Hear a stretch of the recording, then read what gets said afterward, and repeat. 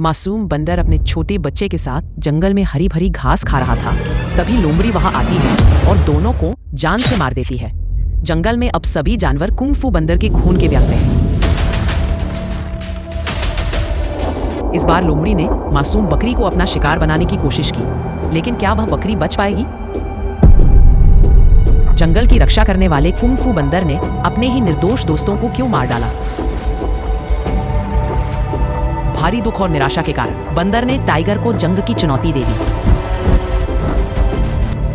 यह कहानी एक खूबसूरत जंगल की है जिसका राजा एक शक्तिशाली शिकारी बाघ था। बाघ अपनी भूख मिटाने के लिए हर दिन जंगल में शिकार करता था। एक दिन उसने अपनी खास दोस्त लोमड़ी को बुलाया। अरे मेरी दोस्त, बहुत दिन हो गए ताज़ा मांस खाए हुए। हम आज कुछ नए जानवर का मांस खाना चाहते हैं ताकि मेरी भूख मिट जाए, बाघ ने कहा। लोमड़ी ने तुरंत कहा, जी महाराज, मैं अपनी टीम के साथ जाती हूँ और आपके लिए ताज़ा मांस का इंतजाम करके लाती हूँ।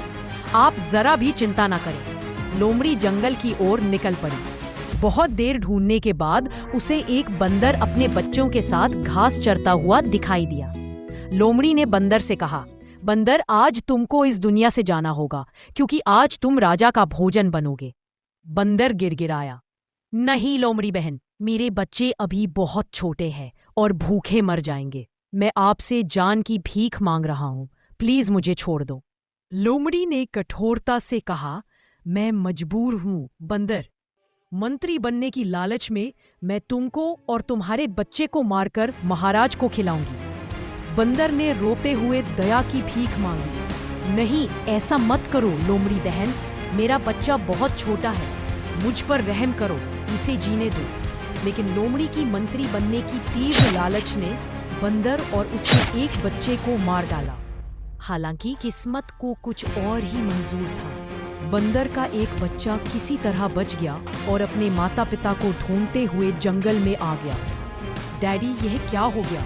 अब मैं कैसे रहूंगा? मैं किसके सहारे जीऊंगा? बच्चा रो रहा था। जब बंदर का बच्चा रो रहा था तभी एक गिलहरी वहां आई। उसने दुखी मन से कहा, मैं मजबूर थी बेटा, मैं तुम्हारे पिता को नहीं बचा पाई। मेरी आंखों के सामने राजा के गुंडों ने तुम्हारे पिता और भाई को मौत के घाट उतार दिया और उनका मांस राजा को खिलाने ले गए। अब मेरा क्या होगा बाबा? मैं कैसे अकेला रहूंगा? इस दुनिया में मेरा कोई नहीं है, बच्चे ने पूछा। गिलहरी ने उसे सांत्वना दी, तुम चिंता मत करो, आज के बाद मैं तुमको इतना ताकतवर बना दूंगी कि तुम अपने पिता और भाई का बदला ले सकोगे। तुम मेरे साथ चलो, मैं तुमको इस जंगल से दूर ले जाकर कुंग-फू की शिक्षा दिलवाऊंगी। ये क्या है बाबा? बच्चे ने पूछा। यही सीखकर तुम अपने बाप भाई का बदला ले पाओगे और साथ ही इस जंगल को इस अत्याचारी राजा से मुक्ति दिला दोगे, गिलहरी ने समझाया। बाबा, आप मेरे लिए इतना कर रही हैं, मैं आपका एहसान कभी नहीं भूलूंगा, बंदर के बच्चे ने कहा। समय बीतता गया। बंदर का बच्चा बड़ा हो रहा था और साथ ही कुंग-फू की लड़ाई सीख रहा था। कुछ समय बाद वह बड़ा हो गया और कुंग-फू बंदर के नाम से प्रसिद्ध होने लगा। कुछ दिन बाद जहाँ कुंग-फू सिखाया जा रहा था, उस अखाड़े में एक बूढ़ा भालू गुरु सबको सिखा रहे थे। गिलहरी भी वहीं थी। अरे वाह गिलहरी बहन, आपका लाया हुआ बच्चा बहुत आगे निकल गया है। हमारे यहाँ जितने भी लोग कुंग-फू की शिक्षा लेते हैं, उनमें सबसे कम समय में आपका बच्चा सबसे तेज सब कुछ सीख गया है, भालू गुरु ने कहा।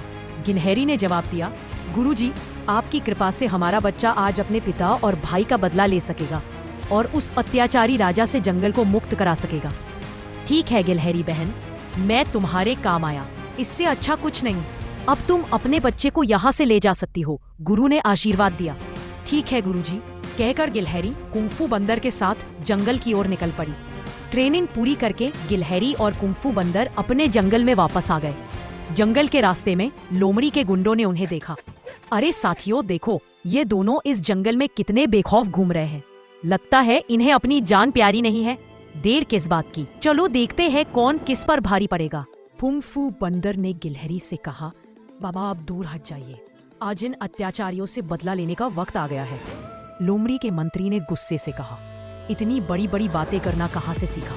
देख रहे हो दोस्तों, इन दोनों की इतनी हिम्मत की हमसे जुबान लड़ा रहे हैं। लकड़बग्घा, इन दोनों को मौत के घाट उतार दो। लकड़बग्घा ने कहा, ठीक है मंत्री, आज इन दोनों की शामत आई है। फिर क्या था, कुंग-फू बंदर ने एक ही झटके में लकड़बग्घा को मौत के घाट उतार दिया। ये देखकर लोमड़ी डर के मारे दुम दबाकर भाग गई। ये बात पूरे जंगल में आग की तरह फैल गई कि बंदर ने लकड़बग्घा को मार दिया है। लोमड़ी तुरंत बाघ राजा के पास गई। महाराज, जंगल में एक ऐसा बंदर आया है जिसने एक झटके में लकड़बग्घा को मौत के घाट उतार दिया है। बाघ राजा ने मजाक समझते हुए कहा, क्या मजाक कर रही हो मंत्री? एक बंदर लकड़बग्घा को मार दे, यह कैसे हो गया? नहीं महाराज, मैं मजाक नहीं कर रही हूँ। उसकी लड़ाई देखकर मेरे माथे से पसीना छूट गया। न जाने कहां से सीख कर आया है, कब कहां से वार कर दे, कुछ पता नहीं चलता। महाराज, कुछ करिए, नहीं तो इस जंगल से हम लोगों को बोरिया बिस्तर समेटना होगा। बाघ ने आत्मविश्वास से कहा, अरे मंत्री, तुम डरो मत, उसका इलाज जल्द ही होगा। अगले ही दिन कुंफू बंदर ने राजा के कुछ और गुंडों को मारकर पूरे जंगल में बवाल मचा दिया। जंगल के जानवर आपस में बातें कर रहे थे। अरे हाथी मामा, क्या सुना? कोई बंदर आया है और राजा के गुंडों को मार रहा है। हाँ, मैंने भी सुना, लेकिन जो भी हो रहा है अच्छा हो रहा है। इन अत्याचारियों को मारकर इस जंगल में फिर से खुशहाली लानी है। हाथी ने कहा, अरे ये तो बहुत तारीफ के काबिल है। मुझे लगता है उसे ही राजा बनना चाहिए ताकि ये जंगल फिर से इस अत्याचारी राजा से मुक्त हो जाए। जंगल के लोगों को संबोधित करते हुए गिलहरी ने कहा, दोस्तों, आप लोगों को डरने की जरूरत नहीं है।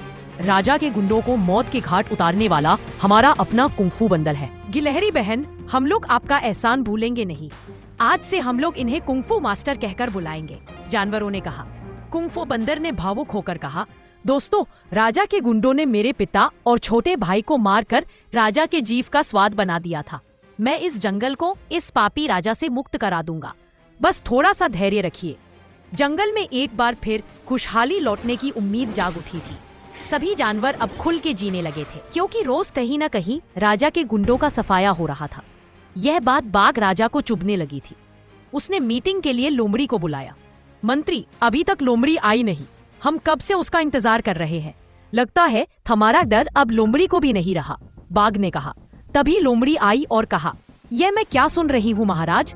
आपके गुंडों का सफाया एक बंदर कर रहा है। यही चर्चा पूरे जंगल में हो रही है। बाघ ने गुस्से से पूछा, गुंडे, यह कैसी बात कर रही हो लोमड़ी? लगता है तुम भी उनकी तरफ से ही हो। नहीं महाराज, मुझे माफ कर दो। आपके सैनिक रोज मारे जा रहे हैं, लोमड़ी ने डरकर कहा। तभी तो तुमको बुलाया है। आखिर एक बंदर में इतनी ताकत कहाँ से आई? और ये कुंफू क्या है? राजा ने पूछा। महाराज, कुंफू एक कराटे जैसा है। ये एक अजीब लड़ाई है। इसके एक सटीक वार से जान चली जाती है। अच्छा, तो ये बात है, इसीलिए हमारे सैनिक रोज मारे जा रहे हैं। तो इसका उपाय क्या होगा? लोमड़ी ने चाल चलते हुए कहा, महाराज, आप चिंता मत करिए। मैं जल्द उन लोगों से मिलकर इस मसले का हल निकालती हूँ और फिर से आपका डर इस जंगल में व्याप्त होगा। बाघ ने वादा किया। ठीक है लोमड़ी, तुमको ये काम के बदले मैं दूसरे जंगल का रानी बना दूंगा, जहाँ तुम्हारा राज चलेगा। लोमड़ी मन ही मन खुश हुई।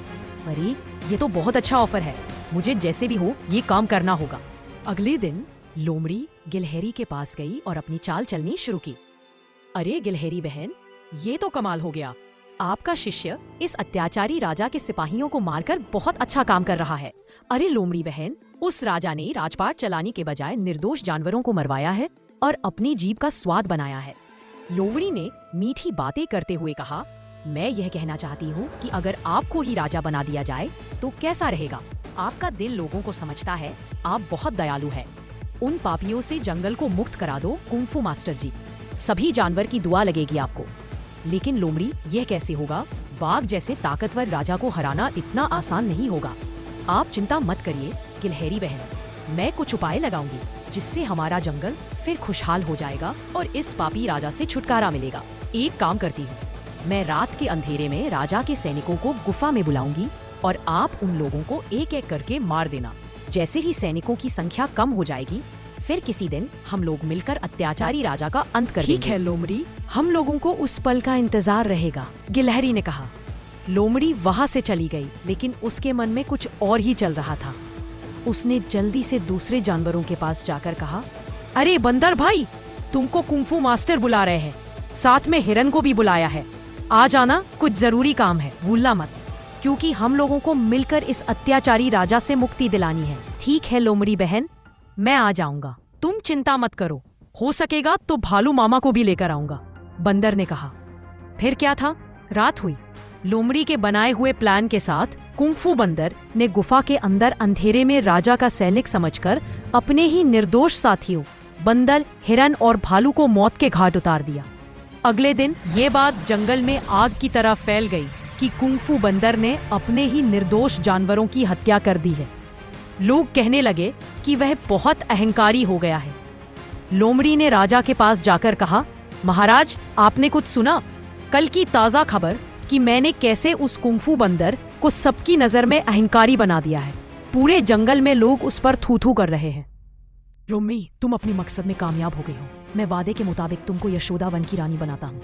महाराज, जल्द ही मैं कुंग-फू बंदर की मौत का दिन तय करती हूँ। बस आप देखते रहिए आगे आगे क्या होता है। कुंग-फू बंदर गिलहरी से बोला, गुरुजी, ये तो बहुत बड़ी गड़बड़ हो गई। पूरे जंगल में लोग मुझे गलत समझ रहे हैं, जबकि मैंने ये काम जंगल की भलाई के लिए किया। लेकिन अंधेरे में मेरे अपने लोग कहाँ से आ गए? ये बात समझ में नहीं आ रही है। क्या कहीं लोमड़ी ने हम लोगों के साथ कोई खेल तो नहीं खेला है? इसका पता लगाना पड़ेगा। गिलहरी ने कहा, बिना सबूत के हम किसी पर लांछन नहीं लगा सकते। सही समय आने का इंतजार करो। जंगल में लोमड़ी और बाघ के गुंडे आग फैलाने का काम और तेज कर दिए थे। वे जानवरों को भड़का रहे थे।